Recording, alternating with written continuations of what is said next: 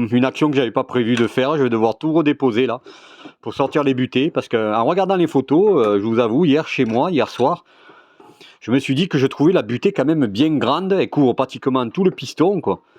Ce qui est très rare quand même pour une butée, puisque je rappelle qu'une butée, bon, comme son nom l'indique, c'est pour éviter que ça bute jusqu'au max et aussi pour protéger le joint spi et éviter, donc ici, c'est ici, comme j'avais montré dans la première vidéo, hein. Et je me disais, c'est rare quand tu apprennes tout le piston. Et en fait, en recherchant sur Optimize Access et en regardant sur la RTA, je me suis vraiment dit qu'elle était beaucoup trop longue. Et Optimize Access, en fait, nous vend là celle des amortisseurs avant. Et il précise dans l'article de cette vente à redécouper. Et effectivement, en fait, on ne doit plus pouvoir trouver la butée parce que c'est le même diamètre hein, des amortisseurs arrière. Donc du coup, on vend les amortisseurs avant et on les coupe. Ce serait bien de le... C'est marqué honnêtement, je ne peux pas leur en vouloir en Optimize Access, mais heureusement que moi je m'en suis rendu compte. Donc en fait, je vais les déposer les deux et les découper. Alors je pense qu'en regardant par rapport à la RTA, c'est même pas un étage qu'il faut que j'enlève, c'est un peu plus d'un étage. C'est que je pas évident du tout. Hein. J'ai renoncé à l'enlever parce que je vais vous rappeler, hein, regardez la vidéo jour 1 ou jour 2, je crois, quand je l'ai monté, jour 1, j'ai été quand même avec une clé à bougie, je l'ai enfoncé à coups de petits marteaux, hein, de marteaux comme celui-là, là. De masse du moins, donc pas évident à enlever, j'ai renoncé, donc je me suis attelé avec un cutter, une lame de cutter, à découper la dernière partie, à l'ouvrir en deux de chaque côté, et avec le tournevis, je vais essayer de la sortir, c'est la seule possibilité. Putain, donc si vous prenez le même chemin que moi, et que vous commandez sur Optimize Access, butée arrière, poussez plus loin, regardez, mais Optimize Access a bien marqué à redécouper. Parce que en fait, c'est les butées avant, quoi. Elles sont trop longues. Donc il faut enlever au moins un étage, quoi. Hein. Je voulais enlever un peu plus. Pour l'instant, je vais essayer d'enlever cet étage. Mais je vais y arriver, je pense. Mais bon, pas évident.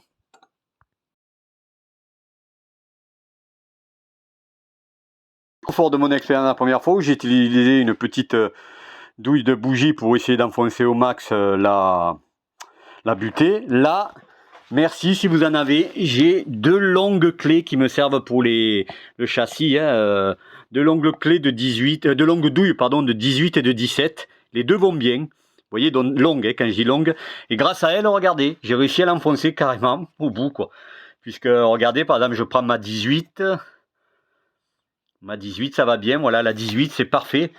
Alors, toujours pareil, hein, je me suis mis pour pas abîmer sur un plastique là.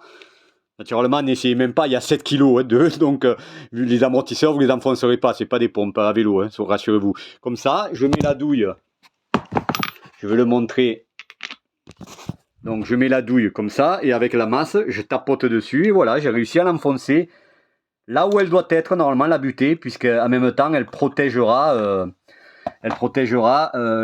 l'intérieur, là, et le joint spi. Eh bien, bonjour.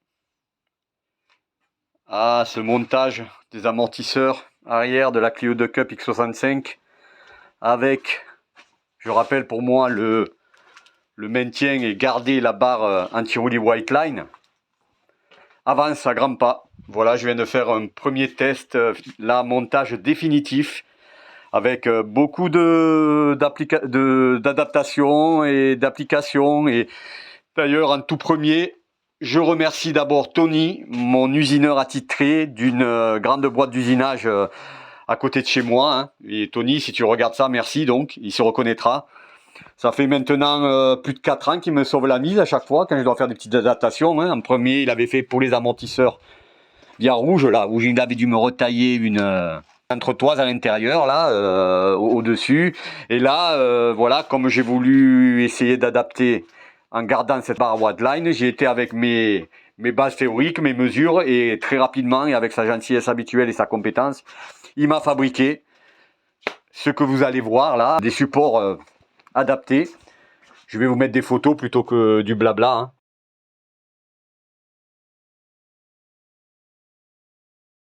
Je disais donc merci Tony, mon usineur attitré, qui m'a fabriqué ça très solide et rapidement. Et aussi, comme d'habitude maintenant depuis 2 ans, merci le pro du domaine automobile, mais aussi Rallyman avec sa Clio 2 F2014, si je ne me trompe pas, pardon, de Golf Car Service, hein, qui encore une fois, je l'ai embêté pour demander des conseils de montage tout au long de l'après-midi, comme j'ai embêté Tony pour vraiment avoir mes pièces comme je voulais. Et voilà où j'en suis arrivé, donc je vais vous montrer une conclusion. Je vais m'avancer donc sur 2 montages. Un montage où j'aurai besoin des pièces adaptées, fabriquées par mon usineur Tony. Merci à toi donc. Et peut-être, j'espère, parce que honnêtement je préférerais monter les pièces d'origine, un montage avec les pièces d'origine, sauf une petite entretoise, vous allez voir, pour le L, le support L de la White Line. Ça, en suivant les conseils de Golf Car Service, parce que en fait, je me rends compte qu'une fois monté et serré, l'amplitude des rotules en bas et en haut est bien moindre que ce qu'on fait à laisser à main libre, quoi. Et donc, je vais vous montrer ça. On va commencer par le côté monté, adapté, pour vous montrer ce que j'ai changé. Et grâce aux pièces de Tony, de l'usineur qui l'a fabriqué très rapidement et gentiment, qui sont hyper efficaces. Donc voilà, ça c'est le côté. Oh, je passerai bien sûr, les amortisseurs sont montés maintenant, ça c'est pas complexe. Si, alors l'autre côté, vous avez vu, j'ai dû adapter, équiper une partie du plastique qui supporte les tuyaux, parce que sinon ça passait trop par là, le ressort. Voilà ce que j'ai fait, je vous mets des photos là.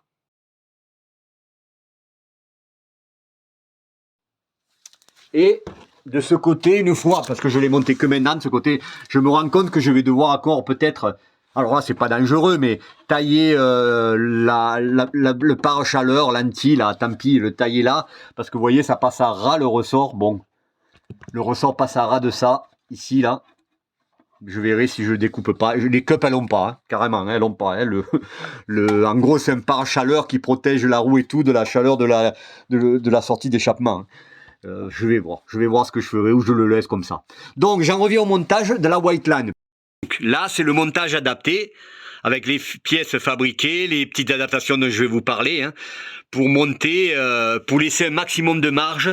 Toujours pareil, c'est ça ma hantise, entre, j'espère que ça se voit ici, entre l'écrou du bas de la rotule et le L, support de la White Line. Parce que je me disais que vu les mouvements, il fallait au moins ça. Là, il y a précisément, et Tony va m'en fabriquer deux entretoises là, puisque lui, il m'a fabriqué le L pour l'instant, avec retailler le trou, comme je vous ai montré avant. Là, 2 entretoises de 9,5 et de 8,5 mm. Vous imaginez la précision des machines qu'ils ont, hein. Oh, j'essaie de faire, voilà, un point. Donc là, voilà, l'adaptation. Je disais donc, voilà, j'ai reçu l'entretoise stock. Ça, je ne changerai pas. Je tiens absolument pas à devoir mettre des rondelles là. Là, il faut que... C'est prévu pour être à 2 cm du train. Je le laisse à 2 cm. La vis fait toujours 9 cm, 90 mm, comme l'original, donc vous voyez que ça dépasse. J'ai pas serré au couple encore, hein. Le couple, pour info, c'est 135. Donc là, moi, étant donné que je mets ça, si je fais ce montage, si l'autre, vous allez voir que je vais faire en premier touche, s'il doit faire ce montage, je mettrai 136, 137, parce qu'il y aura en plus une entretoise là.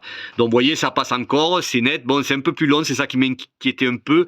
C'est pour ça qu'actuellement, j'ai une vis, comme vous voyez là, en 10.9 de dureté, et je vais commander une vis vue avec mon collègue pro de Golf Car Service.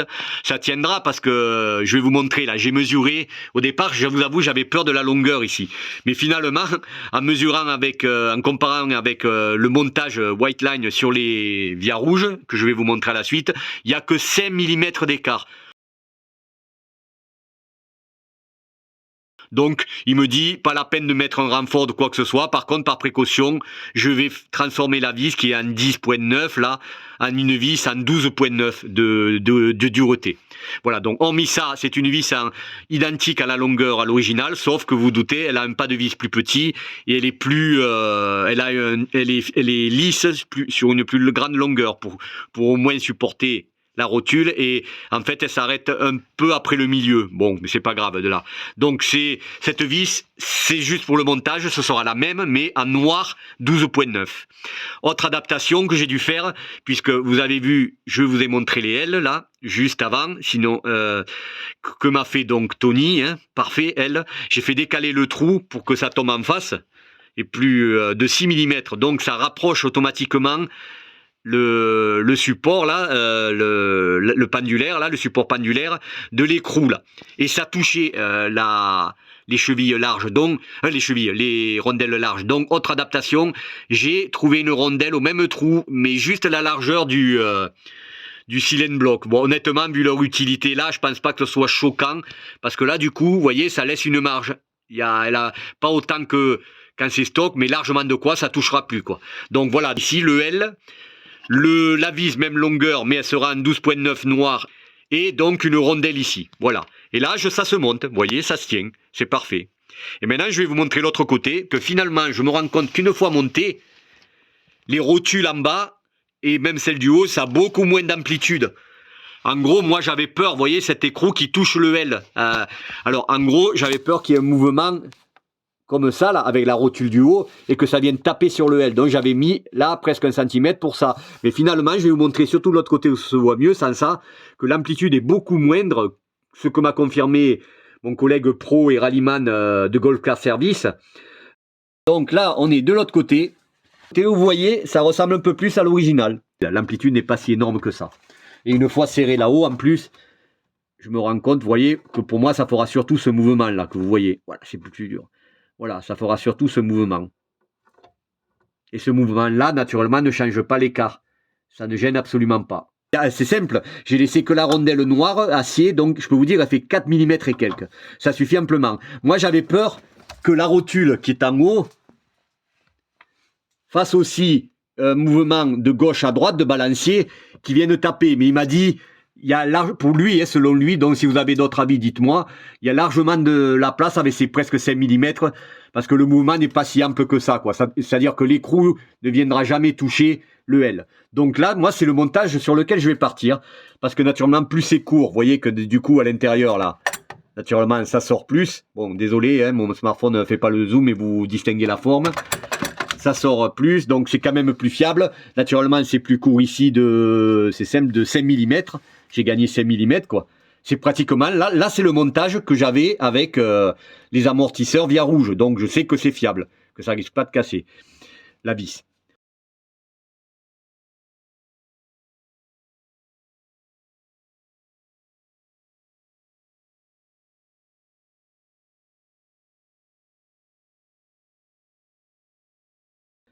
Et surtout, maintenant, parce qu'avec le L que j'ai fait fabriquer à Tony, c'est plus très bien aligné, je remonte aussi le L d'origine de la White Line. Donc en gros, la White Line, avec juste une rondelle de 4 et quelques millimètres ici, là, convexe et en acier, elle est originale ici, si je me fais ce montage. C'est pour ça que je vais partir sur tester celui-là. Mon but sera, c'est simple, je vais me débrouiller pour faire des marquages ici. Et j'irai rouler peinard, hein, quelques tours en appui quand même, c'est le but. Et je verrai si à un moment donné, l'écrou aura touché là. Si je vois que ça a touché, je rajouterai une rondelle. Et dans ce cas-là, je repasserai au montage avec les pièces fabriquées par l'excellent Tony. Donc voilà où j'en suis actuellement. Hein. Le montage est définitif, hein, pratiquement. Je pars pour tester celui-là parce qu'il me permet de garder toutes les pièces stock de la White Line. Allez, portez-vous bien, à bientôt.